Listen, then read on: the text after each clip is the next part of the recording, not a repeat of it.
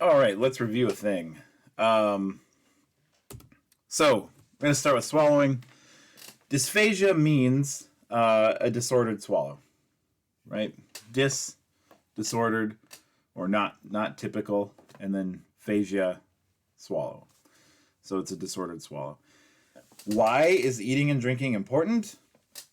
I mean, the obvious is hydration and nutrients, right? But also social activities. You can use it just for fun or as a reward.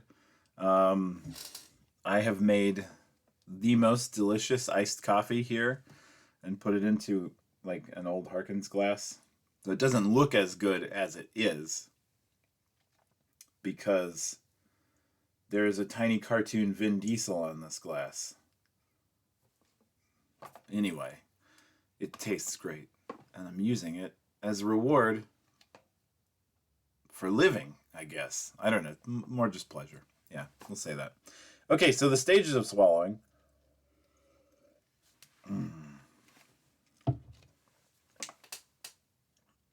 As a total aside, I really like coffee, and I like buying it at places, but like I can make a latte that is just as good as Starbucks at my house with like one bottle of Torani syrup. It's so much cheaper. You should totally do it too. Okay, so our stages of swallowing are anticipatory, which is also known as pre-oral. So this is like seeing food, smelling food, getting ready to eat food. You start having excess saliva production here. Kind of like a Pavlov's dog. We're all Pavlov's dog. So this is what's going on in the anticipatory or pre-oral stage of swallowing. The oral stage of swallowing is when you're putting food in your mouth. This is when you're tasting it, you're chewing food.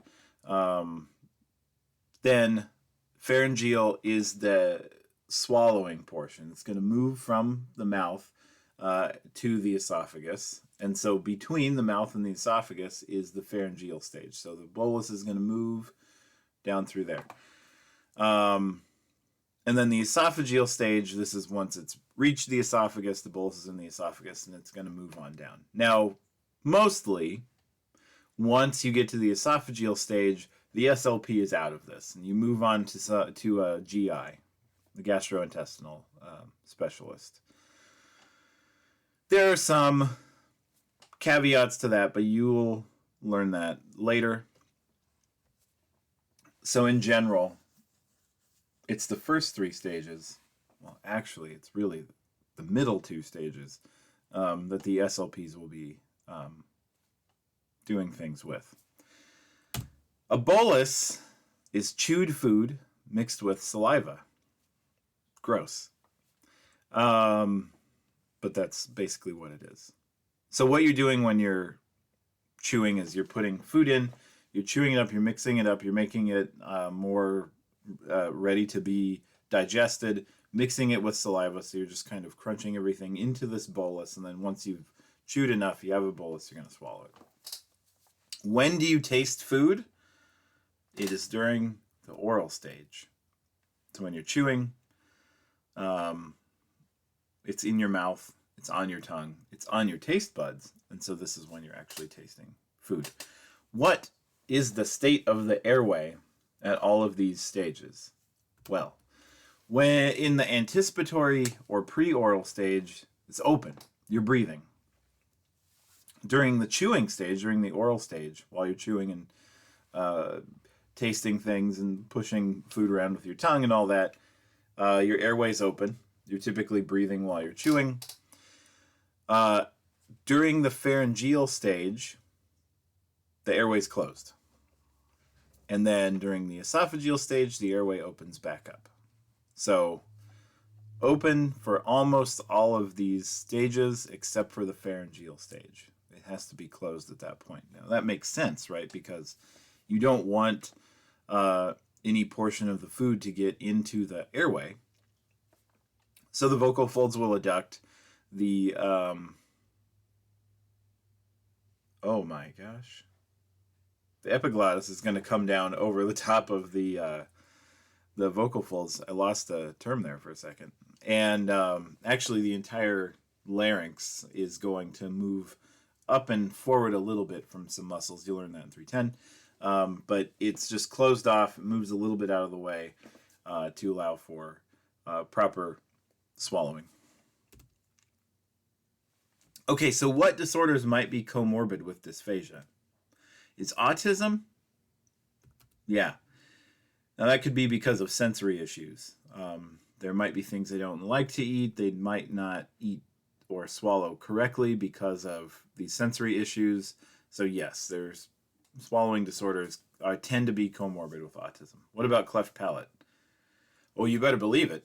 I mean, the whole thing is the whole problem here is things that go in the mouth will then also get into the nasal cavity. So yes, swallowing disorders for cleft palate as well. Down syndrome? Nah, not really a reason to have a swallowing disorder there. And what about specific language impairment? Also no. Somebody that focuses on dysphagia might work in what? Well, schools, private practice, home health, and definitely also hospitals. In fact, 50% of SLPs are actually working with swallowing disorders. So it's a huge field. I mean, we tend to think of schools as being the place for SLPs, but throughout this class, hopefully you've learned that it's not just schools. There's also like post-stroke or post many other types of injuries, rehabilitation as well for adults, but also now there's a lot of swallowing disorders. So we're moving away from just speaking and we're getting into swallowing and things like that. And that also is children and adults and post-trauma and things like that. So it's a whole nother area that you can specialize in. How do we observe the swallow? Two main methods, FEES and barium swallow. FEES stands for fiber optic endoscopic examination of swallowing. But essentially, it's the same thing as the flexible endoscope that we use to look at the vocal folds. So it's a camera. Barium swallow is you drink barium, which is it fluoresces during a fluoroscopy, which is a type of X-ray. And so you drink. Well, you're gonna have a drink with barium. So say that there's barium in my iced coffee here. I'm gonna drink this. The X-ray will track the barium through, all of the 4 stages. Well, probably doesn't really track it through the anticipatory or pre-oral stage, but it does track it through all of the other stages of the swallow. Now, what's good about this is FEES, it's a camera, so it's like this is like how you actually see things. It's in color. You can see depth and things like that. But one of the problems with FEES is that when someone swallows, the airway gets closed off. Of course, our camera is coming in through the top of the airway. So the velum is going to close up. The larynx is actually going to move up and out of the way a little bit, which occludes your ability to see what's going on actually during the swallow. So you can see right before, you can see if there's anything that's starting to leak down that shouldn't. You can see right after to see if there's anything left over, but you can't see the exact moment of the swallow to see what's going on. Now, barium swallows the other way. It doesn't look like the way that we typically see. It doesn't have color and depth and all that. It's just an X-ray. But you can see it through the entire course of the swallow. And again, barium is done with an X-ray. You have to be able to see the barium coming down. Okay. Oh, and that's why they're good. Sorry. I should have told you that we were answering that next question. Okay. Slow to respond, computer. Okay.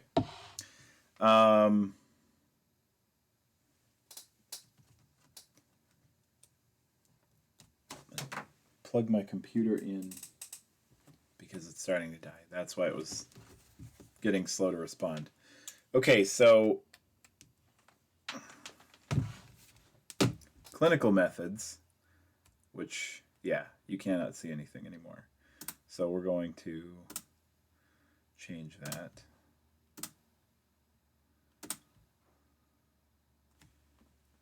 There we go.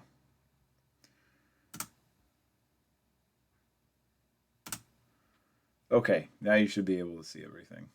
Yeah. Excellent. Okay, so clinical methods. What is the very first thing that you do?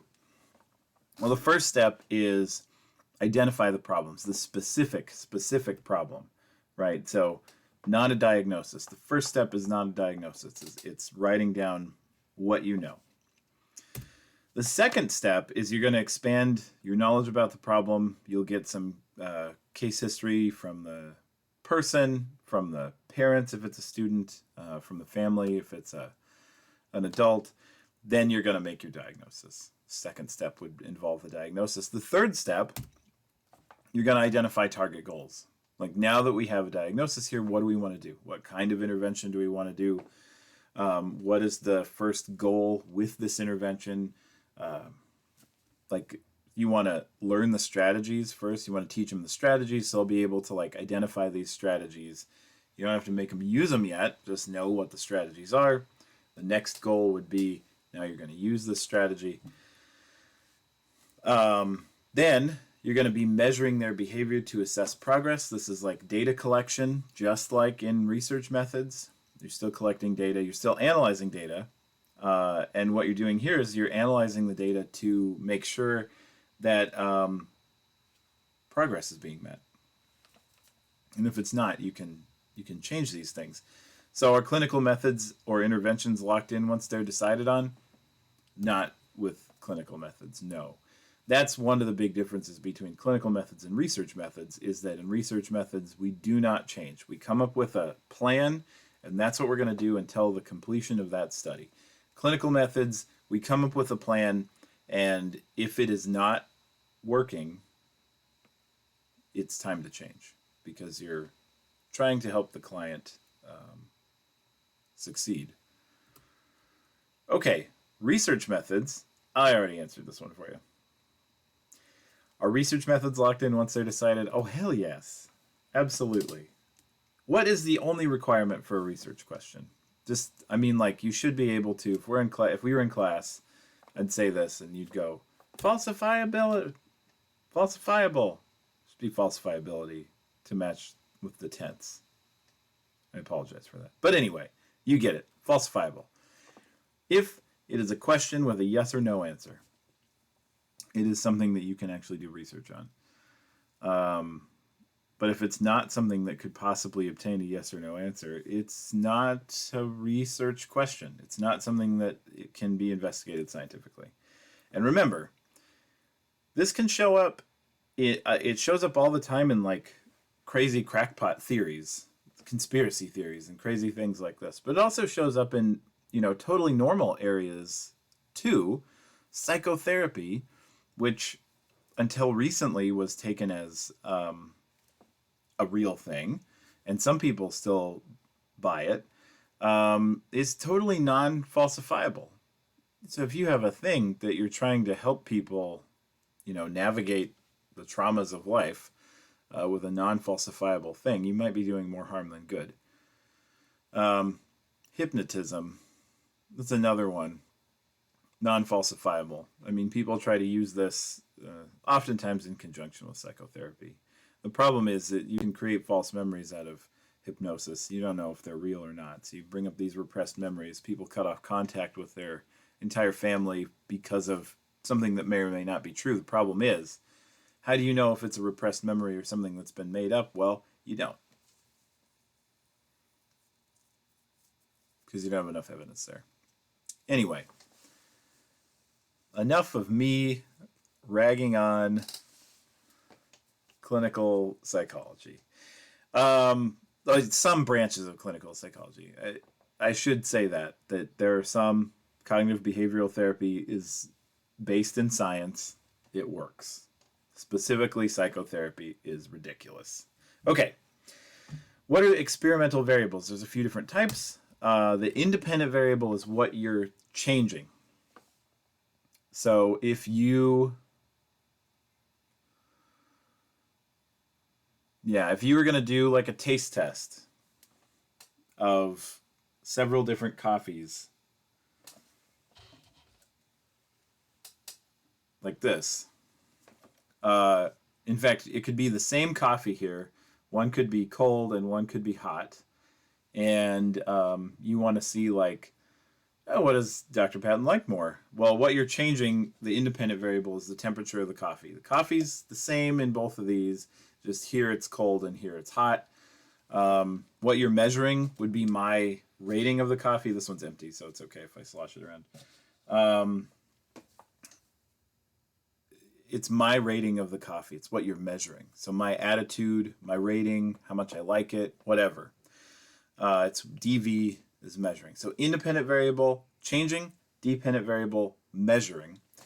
The control variables are anything that you're holding constant. So again, it's the type of coffee. It's got to be the same, otherwise you're not really measuring temperature. You might be measuring the type of coffee, right? So if you put in like Folgers in one and Peet's coffee in the other, yeah, of course I'm going to like the Peet's coffee better, no matter what temperature it's at. That's actually not true. Major Dickinson's blend is really good hot, but it's a little too bitter as an iced coffee. Anyway, you don't need to know this. Nobody cares. Anyway, the control variable is what you're holding constant. Let's think about the example that I used in class of a new intervention for stuttering. Let's say you've come up with a new intervention for stuttering, not studying. You're going to give some people the independent variable. You're going to give some people your intervention. You're going to not give another group the intervention. What you want to do is measure the difference and see if the people that got your intervention stutter less after 6 weeks than the people who didn't get your intervention. So what you're changing is the intervention. They got it or they didn't. What you're measuring is stuttering after 6 weeks. And the control variable is a whole bunch of things that you might take into consideration, like the average age of your participants, the gender ratio of your participants, how long from the start you're measuring them. So you got to measure them both at 6 weeks. You can't measure one at 4 weeks and one at 6 weeks, just because that's like the time that you have. So you'd be like, oh, I can measure these today and then I'll measure those in 2 weeks because I'm busy. Not cool. You have to measure them all at the same time. So these are all control variables. Language. They should all be English. Well, they should all speak the same language, right? So you can't have some that are ESL in one group or more that are ESL in one group and a bunch that are just English first language in the other group. That has to be equal. These are all control variables, just to make sure that you're honing in on the variable that you're looking at. Now, again, this is another difference between research methods and clinical methods. With research methods, we can hold all this crap constant because we're basically designing the study. With clinical methods, your clients are who your clients are, right? And if you want to see if a strategy works for them, you can look at the research and you can say, oh, well, for a person like this strategy is probably better. But there's all sorts of individual differences. And so, each person is unique. So that can be a little different as well. Okay, what are your optimal number of variables when you're doing research? As few as possible. As few as possible. Why? It's hard to make sense of a lot of variables. I mean, if you say like, well, there's an interaction between the time of day that we tested them, how much caffeine they had, whether we gave them X-Lax or not. Also, some of them we gave barbiturates to, so like there's too many different things of interactions of the ways that these things can go. That's too much. So you need to cut down the number of variables because too many variables is too hard to understand. There's also a cost, like a statistical cost to the number of variables that you have. If you have too many, well, I should say, you have to divide your level of significance, 0.05, by the number of tests that you're actually doing. So if you're doing one test, it's 0.05. If you're doing two tests, 0.025. If you're doing 5 tests, it's 0.01. And so you can see that it's getting harder and harder to achieve a significant result the more tests you do. In fact, you could have a result that if you looked at it just on its own would be significant. You add in all these other things that might not be, like, I mean, if you're thinking this is probably the main thing that I'm going to find, and these others I'm going to throw in because, they could do something. The fact of doing that could kill your significance on the one that you are expecting to find. And it comes out that you find nothing.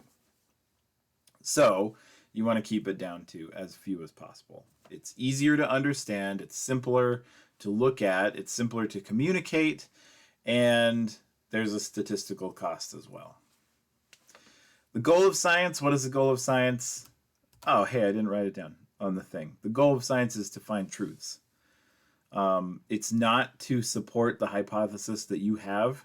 I mean, why ask a hypothesis if you just want it to come out yes? I mean, to some extent, we do all want to prove that we're smart enough to think this thing through and then say I was right. But that's not the goal.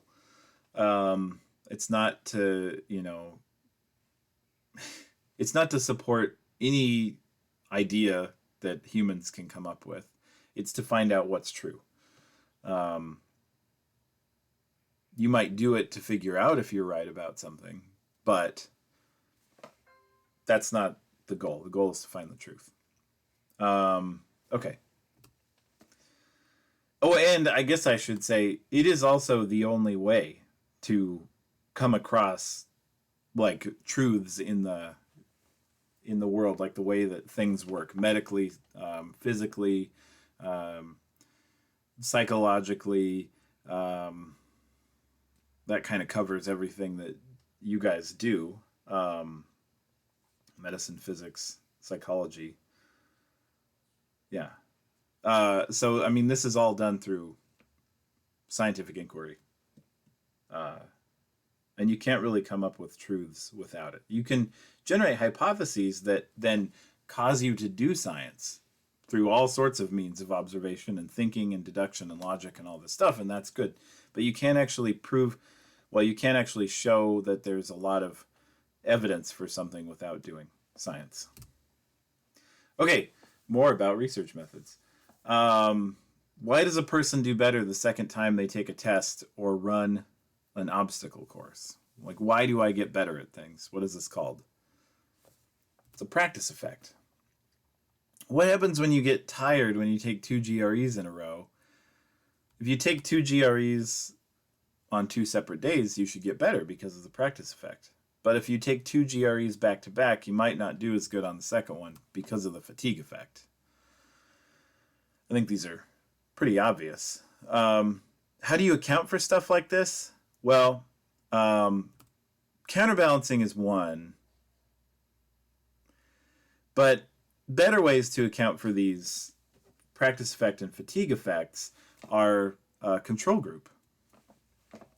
Right? So if you have a group that, let's say there's a practice effect, you're going to take a GRE. What you want to actually test is your studying method for the GRE. You've come up with a new way to study, which essentially is you listen to somebody reading archaic English words while you're asleep so that you can do better on the verbal portion.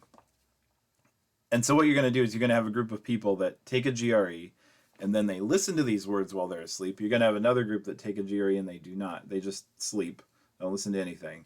And then they're both going to take another GRE at the end. Now, if you just did the one group who listened to these words, you might see that there's a difference there. But that could be a practice effect. How do you know that it's not a practice effect? Well, because your control group also took 2 GREs. So if your control group did just as well the second time as your group that actually listened to these old words while they were asleep, well, it's a practice effect. It's not actually an effect of listening to the words while they sleep. So a control group helps you account for fatigue effect and practice effect. It doesn't help you get rid of it, but it helps you account for it in your data. Now, what about the broccoli question? That was an order effect. If I ask you, how much do you like? Okay, yeah, okay. So let's say that I'm asking you a questionnaire about, like, how safe do you feel when you're flying? And some of you get that question first. And then I say, think about all of the airplane disasters that have happened since the 1950s. And then we can list them off. We can list how many people have died in airplane crashes. You get that question second, and then it's like, now, how much do you like pie? Well, okay, so thinking about that is not going to affect how much you like pie. But some people are going to get how much you like pie first. Then it's going to say, now think about all these airplane disasters. Then it's going to say, how safe do you think airplane travel is? And of course, the people who got that question after they're thinking about these airline disasters are going to say that they feel less confident about the safety of airline travel. This is an order effect. Like, the order in which something is presented can affect the way that it's answered. How do you account for this? Counterbalancing. You give some people that question first, you give some people that question second. And so between the two averages, or between the two orientations, you can average them together and figure out roughly this is probably the group's true feeling on whatever this thing is. Broccoli and chocolate is what we asked about in class. Now, it seemed like there was no effect of chocolate? I think people were answering the same for chocolate, but broccoli was moved around. God, it might have been the other way around. I've forgotten. But one of them seemed like it was in the same place, and the other one did seem like there was kind of an order effect because of the way that it was asked. So, how much do you like chocolate? Okay, I'm going to put an answer out. How much do you like broccoli? Put an answer out. And then, how much do you like broccoli? Some people get it this way. How much do you like broccoli? I put that out. And then, how much do you like chocolate? Okay, I have to give this answer now, too. And so, the changing those around changes the way that people answer. It's like they didn't know the full expanse of, oh, I didn't know we were going to take chocolate into account. I got to fit this into the same scale. Well, that I wish I could change my answer here, but I can't. So I guess I'll just, move it around. So that's an order effect. But what we did in class was half of you did it one way and half of you did it the other. So I can average the two answers together and roughly get a good idea of how everyone feels about broccoli. And you know what? Awesome about broccoli is it ended up being pretty high, roughly. So that's great. Everyone in this class is healthy. What about between versus within subjects designs? Well, between is where you have two groups. So let's think back about my example of the stuttering intervention. So with that one, we have a group that's getting the intervention. We have a group that is not. Really, all we can do is measure this group and how it changes relative to this group. So we are looking at what's changed between them, this group versus this group. I can't really give one group no intervention and then an intervention because we've changed ages. Like if we're looking specifically at, like, if we do this at first grade for 6 weeks, you can't really do that. Like you're leaving time behind. And so you can't orient it in a way that you don't give them an intervention, then you do, and you do this one where you give them one and then you don't. It doesn't really work. So you have to do between. You're comparing one whole group against another whole group. The broccoli question. I can give half the class broccoli first, then chocolate. I can give the other half of the class chocolate first and then broccoli. But I can't then give you that question again because you know what's happening. Like it's been ruined. The effect is gone because you know what I'm doing. So I have to look at one half of the class versus the other half of the class. That's a between subjects design. Within, you're actually comparing one participant to themselves because you might have a huge group of people and they all do things, But really what you're doing is you're looking at one person's time or response or whatever, one person's measurement against their measurement at the other level. So what is a good example of this? Okay, so we'll use another running example like we did in class, but let's say that we'll do like how many hours of sleep you got and your 1 mile time. So we could do this as a group. We could say that you guys get 8 hours and you guys get 4 hours, and then you're going to run a mile, and we're going to see if there's a difference between you. We could do that, but we actually could do this within subjects too, because what we could do is we'll still have two groups because we want to counterbalance it to make sure there's no order effects. So we'll have one group sleep 8 hours, run a mile, record your time. The next day, we'll have them sleep 4 hours and then run a mile. And the group over here is going to sleep 4 hours and run a mile. The next day, they're going to sleep 8 hours and run a mile. And so it's not like we're comparing the groups against each other. The groups only exist to counterbalance the order. When we actually pull the data together, we can cram everyone's data together because the order doesn't matter. And we'll actually just look at the times for each individual person, the differences within the person. We're going to look at those differences for your 8-hour mile time and your 4-hour mile time. It's still a group, but where the difference is within the person, not between the groups. Okay. AAC devices. Communication is what? The essence of life, according to ASHA. So essentially, this is here just to show how absolutely important communication is, which is true. If you can't communicate, there's a lot of things that you can't do. I mean, you can't have conversations, you can't tell stories. Even animals, pets that we have that can't speak, do communicate with us. So if you can't communicate in any way, it is a pretty poor life that you've got. So it should be our responsibility to provide communication to people who can't communicate, provide means of communication to people who can't. So conventional versus non-conventional, what does this mean? Non-conventional is something that requires a specialized code.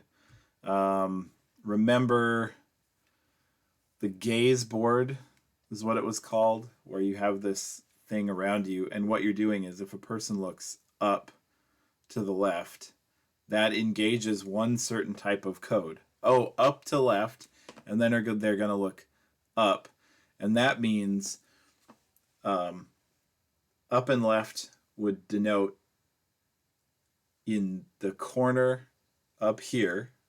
This is where we're going to look, and then up is going to denote like within this little area where I've looked first, there's another 3x3 grid, and I'm looking up, and that means the up portion, the top middle portion of this little grid that I've indicated by my first eye movement.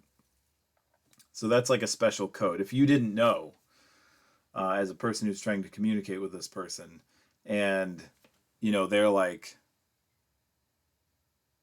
you have no idea what they're trying to say. Now, it might be that means I would like a cheeseburger, and they might even, have this board available in a way that you can see it, but you don't necessarily know what they're trying to tell you because you don't have the specialized knowledge of what this code is. So that's non-conventional. Conventional is just anything that kind of uses what we've already got. So like if they have one of those eye gaze devices that actually tracks, like Stephen Hawking, that tracks your gaze and you type out a word with it, that's conventional. He's not interacting with it in a conventional way, but the method of communication is conventional because after he looks around at some, letters or pre-programmed response sets, then the machine will say, like, I would like a cheeseburger.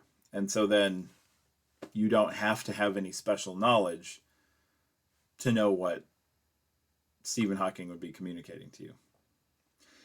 Direct versus indirect access, this is a totally different kind of concept. Direct is something that you can directly access all the different kinds of input. It's like a keyboard, like on your computer.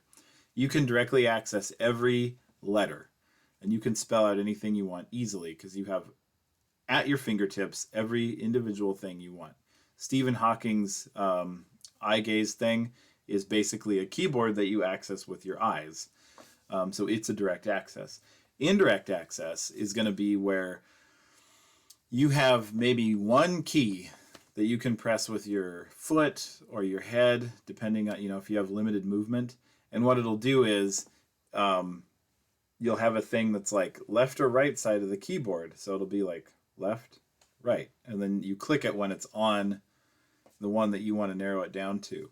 Then it'll be like top row, middle row, bottom row. And you click it when it's on the middle row. And then you've got GHJKL, and it's going to like go through these, and you hit it when it's on that one. One key, and it does all this stuff. That's indirect access. You have not access right at your fingertips to each individual building block of communication. Okay, and then dependent, supported, and independent. This is going to be a dependent communicator relies on their AAC device to communicate. Stephen Hawking is a dependent communicator. Supported is going to be someone who is aided in communication by their device, but they could communicate without it. So let's say someone who has possibly some speech problems, muscular weakness. Maybe they're using one of those boards where the communication boards where you point to the thing, and they might be saying some slightly intelligible words, and they're pointing to the icon to help people understand what they're saying. They're supported with it, because you could take the communication board away and you could possibly communicate with just the phonation that you have. It might be difficult for the listener to understand what you're trying to say, but it's not impossible. For Stephen Hawking, it's impossible to communicate without the device. But supported individuals can communicate without. It's just there to add quickness or ease, something like that. And then an independent communicator is just, I'm communicating without the assistance of a device. Okay, voice disorders. There's a few different problems that we can have. So we can have vocal nodules. These are nodules that form on the vocal folds, and they prevent complete closure.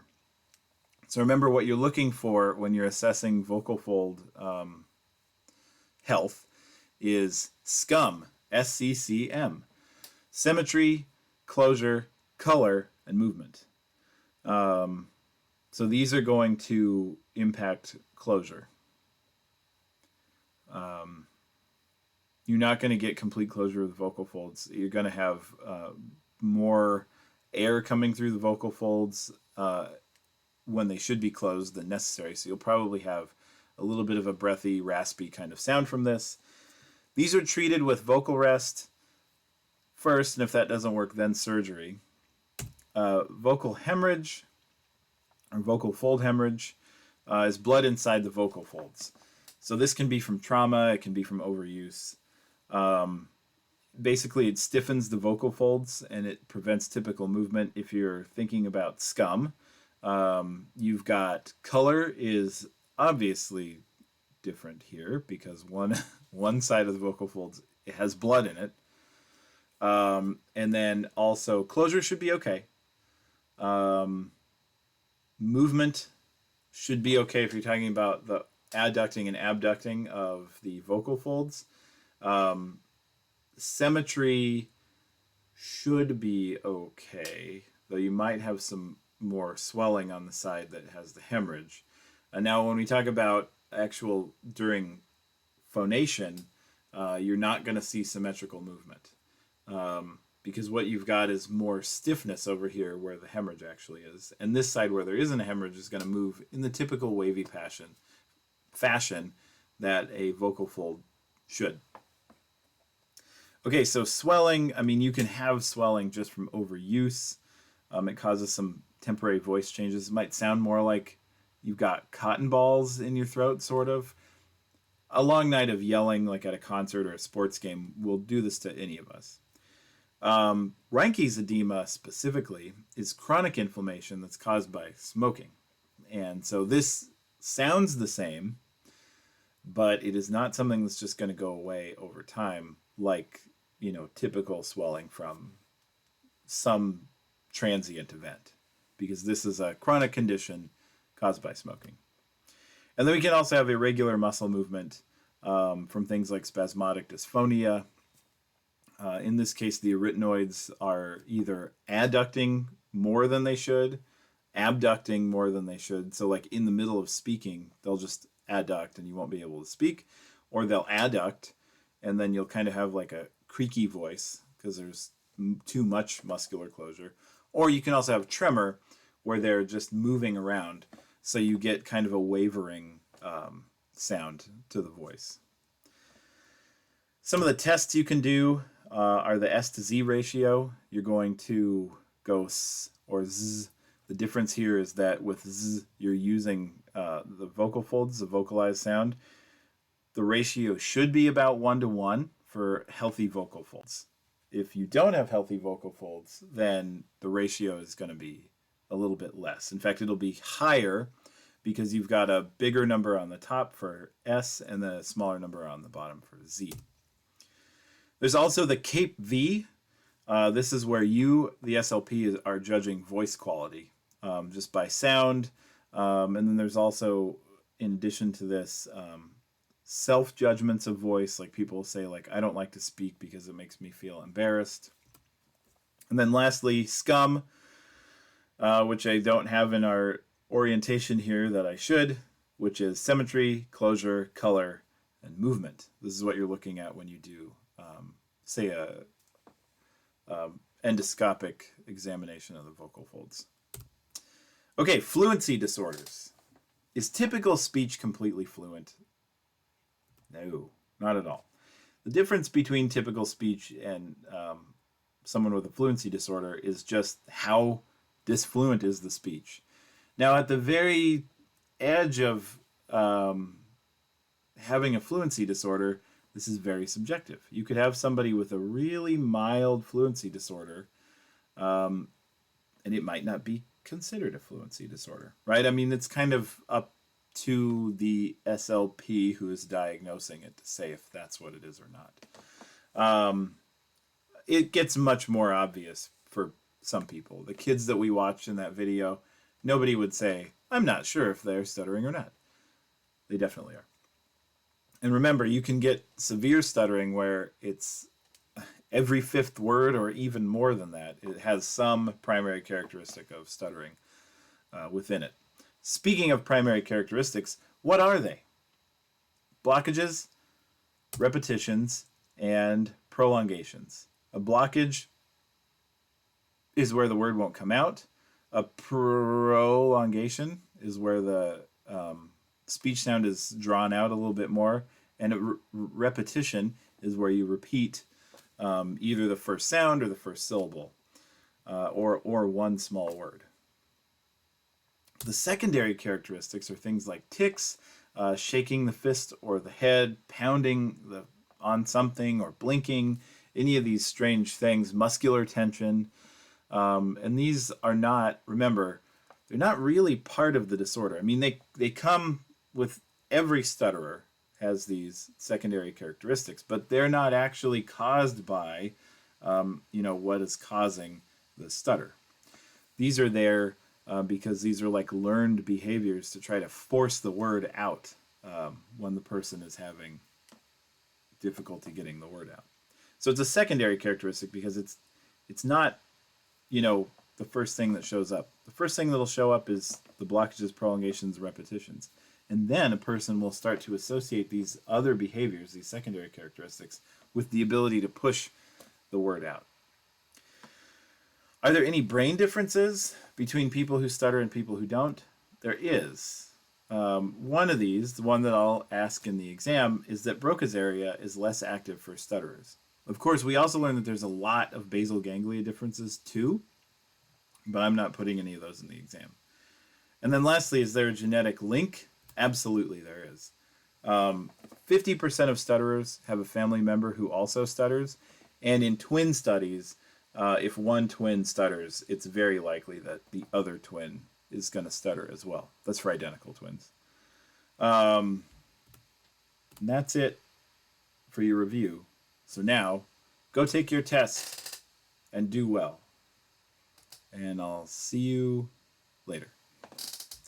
Actually, you have to look at me while I get back to where I can stop the recording. Oh, I found it. Okay, bye.